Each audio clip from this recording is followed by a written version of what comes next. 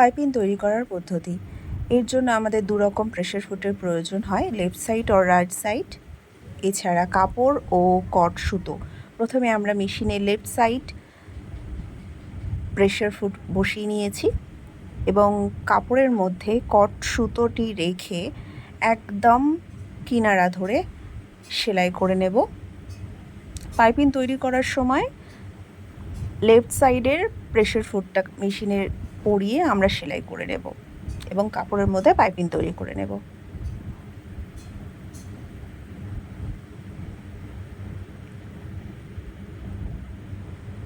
সুতোর একদম গা ধরে সেলাইটা করতে হবে।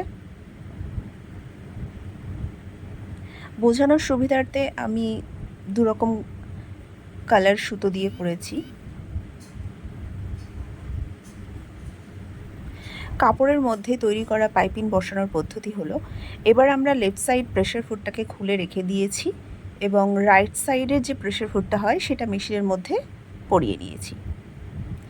কাপড়ের যেখানে আমরা পাইপিং তৈরি করতে চাইছি সেই কাপড়ের কিনারা থেকে 1/2 ইঞ্চি দূরত্বে চকের দাগ দিয়ে নেব এবং পাইপিংয়ের কাপড়টি ওই চকের দাগ বরাবর সেট করে ধরে এবং কিনারা ধরে সেলাই করব।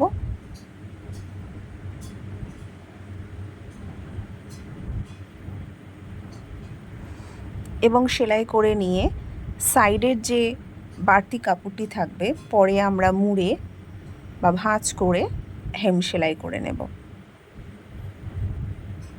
সেলাই করে নেওয়া হচ্ছে।